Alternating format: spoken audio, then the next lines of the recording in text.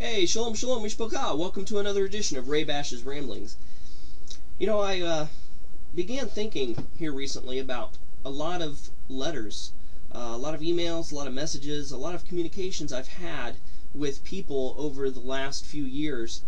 And there's an overwhelming amount of people who say, you know what, I believe in the Torah, I believe in walking in the footsteps of Yeshua HaMashiach by walking and following the Torah.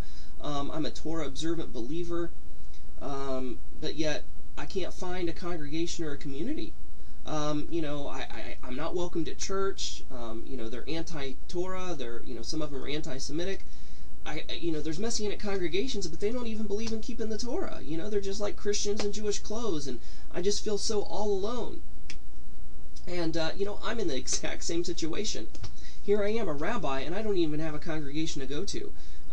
Because of fulfilling the mitzvah of taking care of family, I'm in a place where there's no Jewish communities around, and so it's just me and my family. We're the only Jewish believers within, I don't know, maybe a couple hours radius or whatever. And so it's been really hard to find fellowship, and it's really been hard to practice the faith without the support of others and without the community of others. So I've done a lot of my ministry online, and I've done a lot of my teachings online, because I know that there's a lot of people out there who are in the same position as I am. And if they're going to fellowship and if they're going to get any teaching, it's going to be off the internet. And praise God for that tool, for the internet, But I was thinking how people that are in situations like ours, that they're like spiritual pioneers. You remember the pioneers, they would go out west and they would find a place in the middle of nowhere that's close to a stream or close to a pond, and there's a lot of woods, and it's just a nice place. Hey, I'm going to set up camp right here. I'm going to build a home right here. And they were by themselves. And it was probably hours walking or riding before you would find another human being.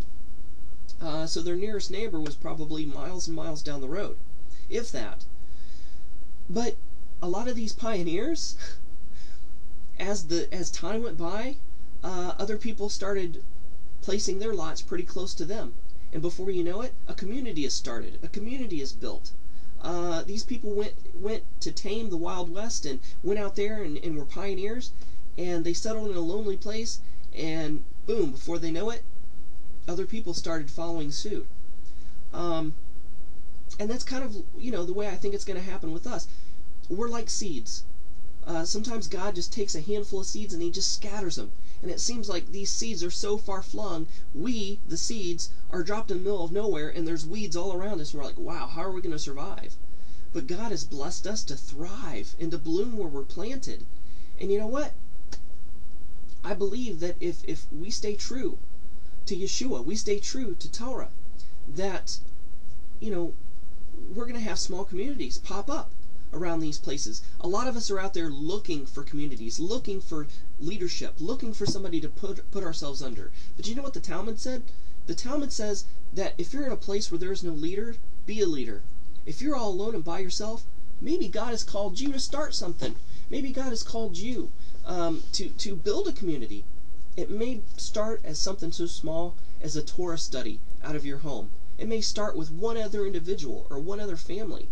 And, my family right now, we're in the process of moving to a new home, and we're going to have some neighbors close by. And you better believe it's my plans to start a Torah study. And maybe from something small like that, that a Torah community can spring up. Because you know what? There's people out there. You think you're all alone, but yet I get these stories all the time from people. And their stories are so much like my own. They grew up in a Christian home, or they grew up in Christianity, they started questioning their beliefs, they started questioning doctrine, they started reading the scriptures for themselves and seeing things that didn't line up, and they're asking questions or wondering why, and they see all the hypocrisy in Christianity, and they feel so disenfranchised, and they think they're all alone. But don't you think that there's other people that are waking up and that they're feeling so lonely and so isolated and so disenfranchised just like you, but yet they don't know where to go and they think they're all alone? We got to search these people out. We got to find these people. We've got to create a lighthouse and a beacon to draw these people to say, hey, My story's just like yours. You're not alone. Come on, let's walk together. And that's what it's going to take, people. And I believe we're heading towards the end times. I'm not this apocalyptic guy. Oh, in 2012, blah blah blah. I don't know how far the end is away. I don't care. I just care about the here and now, because it doesn't matter what I do 10 years from now. It matters what I'm doing right now to set myself up for whatever's coming, 10 years from now. So I'm just trying to be the best believer in Messiah, the best Torah observant believer that I could be, and I'm just being who I am, walking the walk, before I talk the talk, and I'm just looking for open doors and opportunities. I'm looking for different ways to reach out and to minister. And you know what? Before you know it, you're going to have a Torah community built up around you. I'm not trying to downplay that it's lonely. I'm not trying to downplay that it's frustrating. Yeah, it is. How do you think the pioneers felt? There were no doctors around. There was nobody to communicate with or fellowship with around. I'm sure that the pioneers that was taming the Wild West probably felt the same way. They probably felt all alone. Think of the prophets of old. When the whole nation was going bad, the whole nation was following pagan gods, and it seemed like they were all alone. But yet, just like Elijah, he had a pity party for himself and hid himself in the cleft of the rock and said, God, I'm the only one. He said, nope, I've got hundreds hidden in a cave who have not bowed their knee to Baal. And you know what? There's other people out there. We just got to find them. They're hidden. But we got to bring them out of the caves. We got to bring them out of the woodworks and show that there is a strong number. And even no matter how much of a minority we are, with God we're a majority. It doesn't matter how many prophets of Baal there are. It only takes one prophet of God to beat all the prophets of Baal. So hang in there, people. Hang in there. Dig in your heels. Be that pioneer. Tame that wild country where you're at. Build a Torah community with where you are at. Maybe, like I said, maybe all it takes is just to start a Bible study from your home. A Torah study from your home. Maybe it's something small like that. I don't know. Maybe you can get like an online community or something before you're able to get something in the real time and space in the real world here where you're at. But anyway, I just want to encourage you, because you're not alone. I'm there too. And you just can't give up. You just got to keep fighting. If the pioneers gave up, the West wouldn't have been won. The West would still be untamed.